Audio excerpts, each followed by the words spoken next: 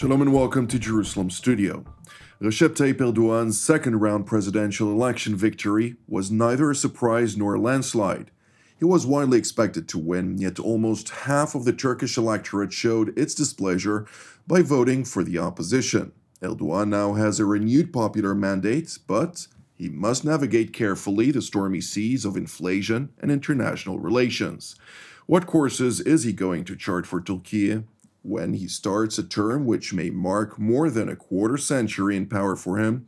For more views and some explanations on Türkiye after Erdogan's re-election, let us turn to Central Israel, where we're joined by Dr. Eitan Cohen Yanarocak, who is a research fellow at the Moshe Dayan Center, Tel Aviv University, as well as the Jerusalem Institute for Strategy and Security. Thank you for joining us, sir. Thank you very much for having me. It's a pleasure. Also joining us from Ankara, Turkey is Mr. Omer Ozkizilcik, who is a foreign policy and security analyst. Thank you for joining us as well, sir. Thanks for having me.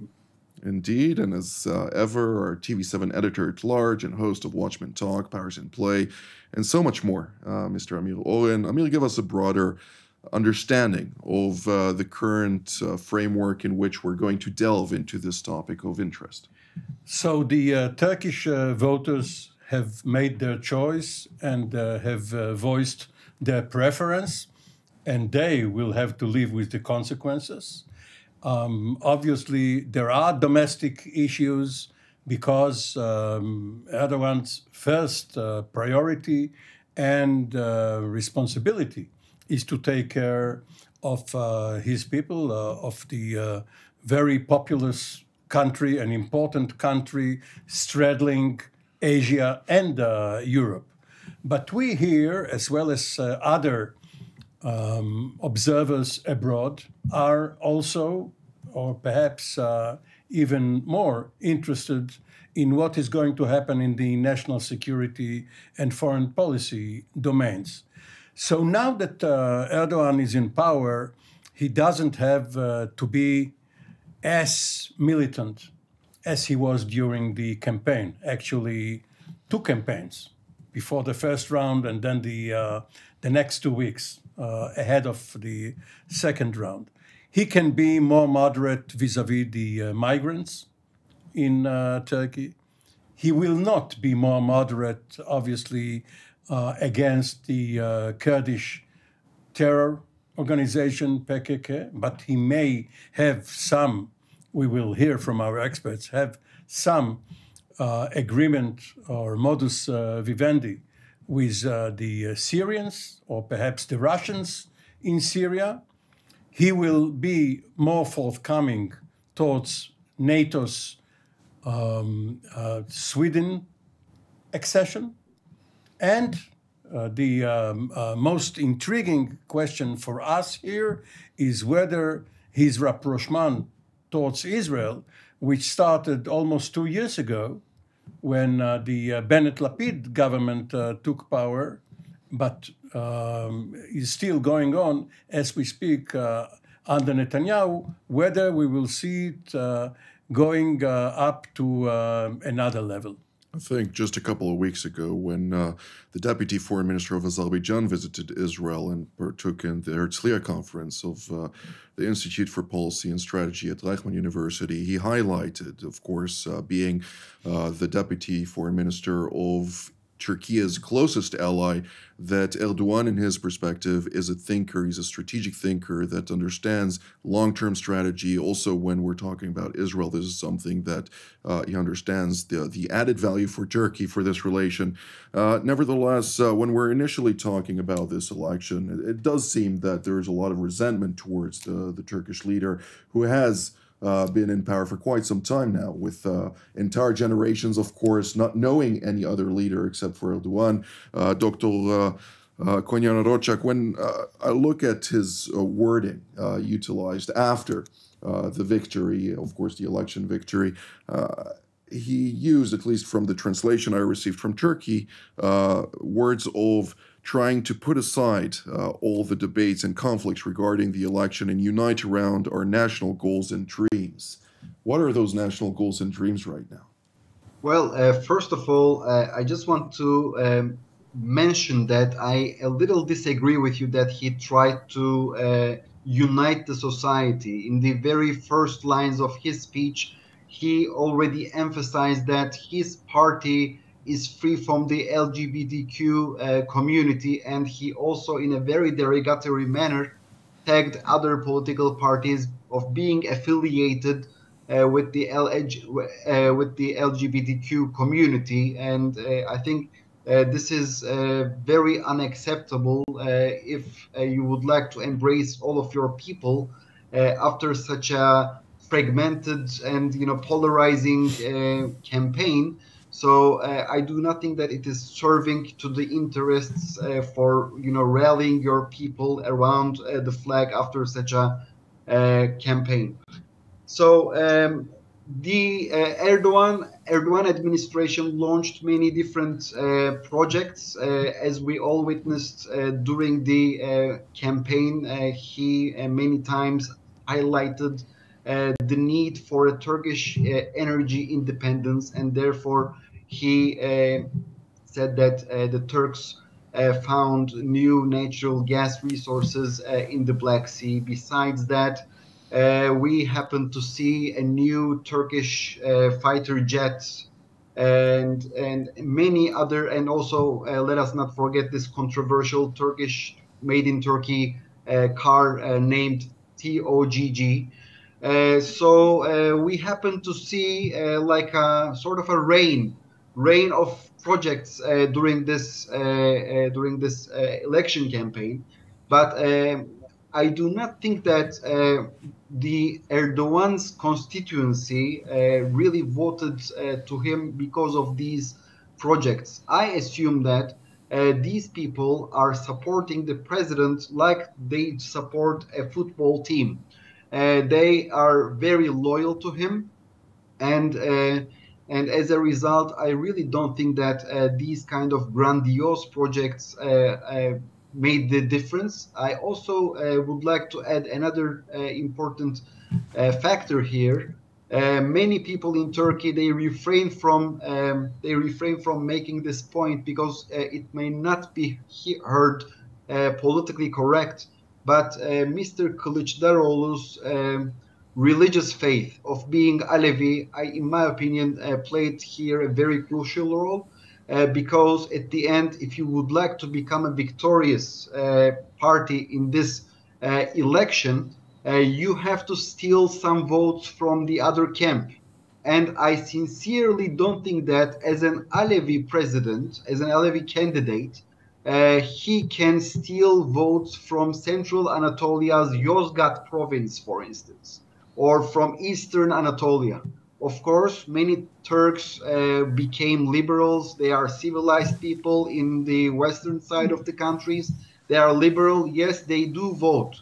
But I think most of the people still cannot change their codes of thought. And that is why in universities we teach the history of the Middle East. You cannot basically divorce from the concepts like Sunna, Shia, Alevism, right? When you are basically analyzing today's politics, you should also take them into account. Indeed. Well, I do have 2 points to interject about. I think at the opening speech, what he said about the LGBTQ values that the European Union and the United States in particular are trying to promote all over the world are not consistent, neither with Turkish society, historically speaking, nor with the Islamist party and any Islamist or Christian party in the West, for that matter, that adopts those values and norms. Lies to itself and to its constituents because it is not aligned with what they declaratively believe in. And secondly, about the liberal values, I'm not so certain whether the Enlightenment has necessarily to do with the liberal values, particularly in Turkish education systems, but this is for another topic maybe that we should discuss more thoroughly. Mr. Ozkizilcik, I saw you grin from time to time about particulars. I'm curious to hear your voiced opinion on these matters, as I'm sure that Dr. Yanarocak as well. as Mr. Oren here are very keen on hearing your perspective on this. So let me first of all start with the issue of the Alawi sect and of Kemal Kılıçdaroğlu. So first of all, we have to underline here two facts. The first is the previous Sunni candidate, Muhammed Ince, he got much less votes than Kemal Kılıçdaroğlu. And the one before him, who was also a Sunni candidate, he got also much less than Kemal Kılıçdaroğlu. So speaking just from a percentage point of view, Kemal Kılıçdaroğlu got almost the vote of half of the Turks. And this could not be possible if the people would oppose his Alevi identity. Now, I also do not have seen an emphasis by Erdogan or the pro-government rhetoric and propaganda which would underline his Alevi identity. On the contrary, it was Kemal Kılıçdaroğlu who emphasized his Alevi identity, and I think it helped him to also to a certain degree. But here, in the end of the day, the people who did not vote for Kemal Kılıçdaroğlu did mainly not do so due to different reasons. And the most important of them is the political alignment of the Republican People's Party with the pro-Kurdish and the PKK affiliated or aligned Green Left Party. And this was the main issue why the people in Yozgat did not support Kemal Kılıçdaroğlu for his president candidacy. And secondly, if we look at the election result outcome, there's also this very interesting dynamic that the AKP got 35% of the votes, while Erdogan got more than half of the votes. So this shows that there is an discomfort of the Turkish people with the policies of Erdogan, and they did not support his political party as they did in the past. In the past, the AKP alone would get 49% of the votes. It decreased massively. But Erdogan, he maintained his vote counts, and he managed to surpass the 50% threshold. And I think the main reason for that is that the opposition was unable to be a real alternative. And I think here the real question should be not put on the people's fanatical support for a political party. Yes, there are people like that. It's 35% in the AKP, 25% for the Republican People's Party. These will not change. And then you have 8-9% for the pro-Kurdish Green Left Party. These will not change. But then they have people who are in the middle, and they decide over the future of Turkey. And these people who are in the middle, they could not be convinced by the Turkish opposition. And also, for example, the people in the earthquake region, the region which were affected by the earthquake, they supported Erdogan even more in the second round than in the first round. And the main reasons for that is the people who were hit by the earthquake region, they have seen that while they were trying to survive and they did not know about their future, the opposition was in an internal battle about who would become the president candidate, and they forgot about the people affected by the earthquake, while Erdogan was announcing housing projects and recovery projects in earthquake region. And from the first to the second round, we have seen that people supporting the Turkish opposition have vehemently criticized the people for their electoral behavior and said that they cut off their support for the people and their aid for the people affected by the earthquake. And this politicized, I would say, smear campaign against these people have increased Erdogan's vote even further. So I think it's time for the Turkish opposition to question itself, because after 21 years in power and the COVID-19 pandemic, the war in Ukraine, the economic situation in Turkey, and the overall change of generation in Turkey, we have 5 million new voters in Turkey.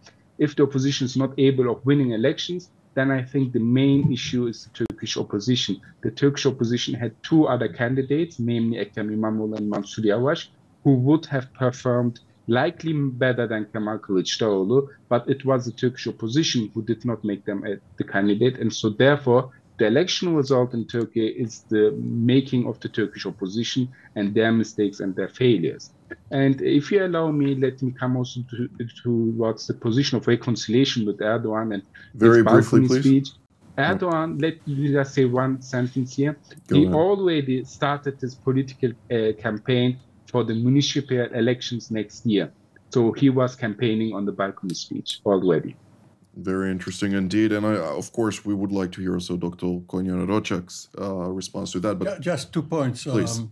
following up on Chai Eitan's soccer metaphor regarding the fans rooting for their home team, we here in Israel, when we grew up, I shouldn't say, but not too long after the middle of the last century, we used to know about three Istanbul teams in particular, Fenerbahce, Galatasaray, and Beşiktaş. Right. And to hear Chai Eitan, one would have thought that one of those has been at the top of the league for the last 20 years or so.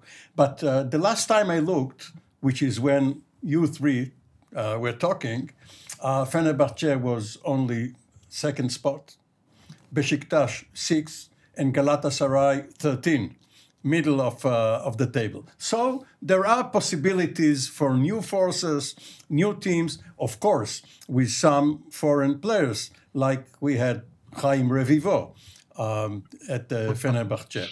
Now, Erdogan, now that he's 21 years in power, first as prime minister, then as president, much like Vladimir Putin, had the same road. Now that Erdogan is looking ahead, what sort of imprimatur does he want to leave? Just being in power is fine, it's better than the alternative, but he should be aspiring to do something more, especially that this is the 100th year of the Turkish Republic, of Atatürk's great achievement, following the Ottoman defeat in World War I and the dissolution of the empire. So it can go either way. Either he will try to do something which we will consider negative, much like Putin and the Ukraine war, or he would like to act as a global statesman. Perhaps he himself does not know the answer yet.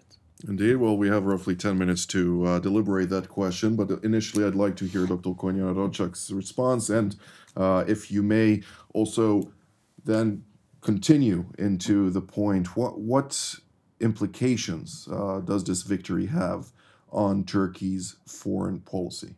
Sure. First of all, I agree with Mr. Ozkizilcik that especially in the earthquake regions, people tended to support Mr. Erdogan more. But we all know that in the area of Kahramanmaraş and its vicinity, the people are very, very conservative. So for me, at least, it's not a surprise that people still supported Erdogan. And also, let us not forget, Mr. Erdogan launched their new construction projects. So many people, the earthquake victims, they really believe and convinced that only Erdogan can deliver them their new homes. And because of the economic deterioration, a new opposition government, which may suffer from inefficiency, maybe could not deliver their homes. And as a result, we happen to see that the vast majority of the people, apart from the Hatay province in the earthquake zone, they voted for Mr. Erdogan. And apart from that, I again agree with Mr. Ozkizilcik regarding the identity of Mr. Kılıçdaroğlu, that he lacks charisma. Including the last election, Mr. Kılıçdaroğlu was defeated in aggregate 6 times by Mr. Erdogan. So for me, from the beginning, it was a very illogical decision to declare his, candidacy. And I would like to highlight here that the Turkish İYİ Party leader Meral Akşener, she also warned about with this kind of probability. So this should also be emphasized. And then she was almost crucified at the center of the city, right? Because she was seen as the one that almost crushed the entire alliance.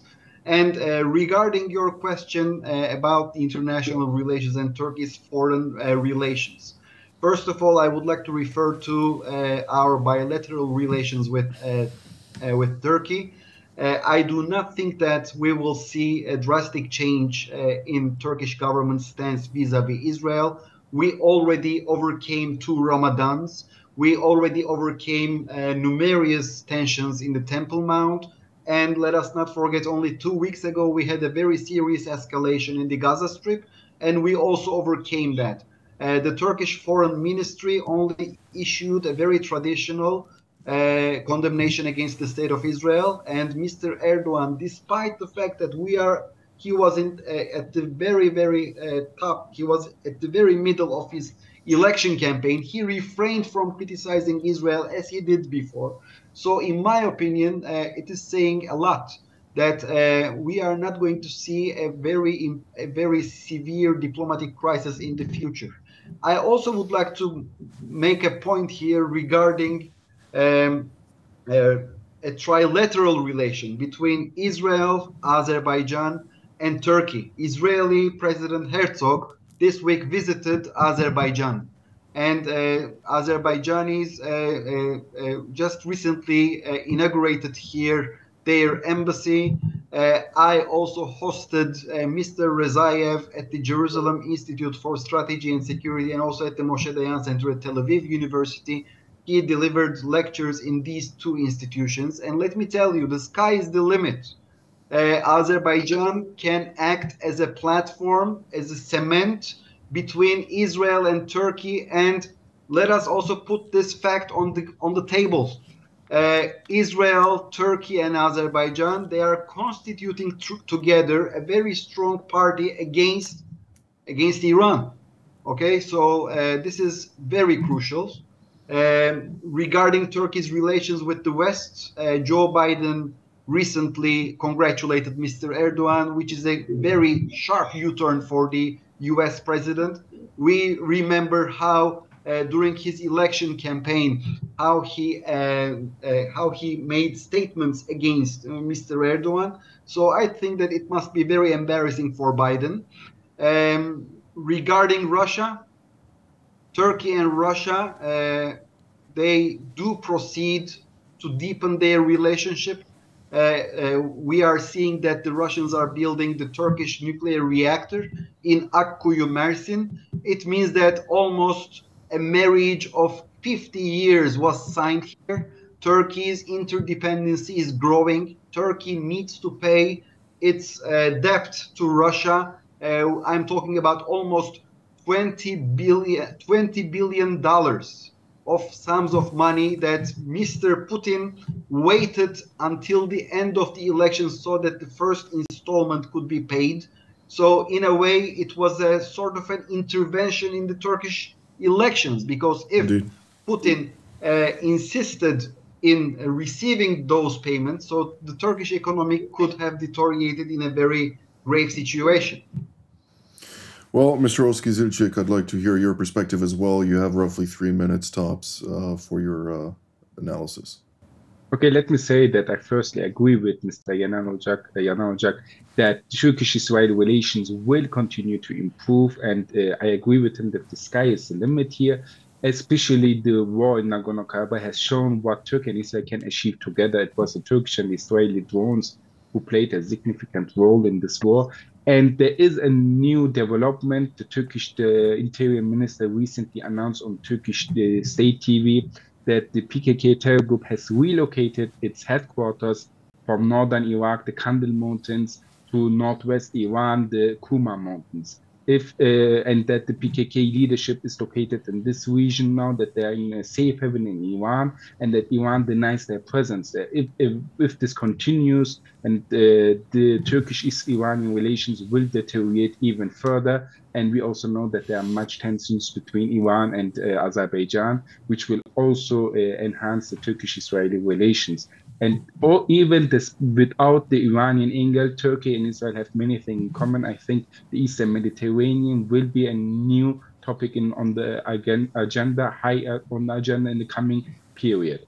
But when it comes to the Turkish relations with the Western countries, namely the United States of America and the European countries, I think the Western states would have accepted the reality that Erdogan is going to stay for another 5 years, and they have to come into terms with Turkey. The Turkish position is very important now. It's more important than it was in 2018. They need Turkey, and therefore they will try to enhance the relations and improve the relations. We have seen this also from the German Chancellor, who has invited Erdogan to Berlin. He wasn't in Germany for a very long time.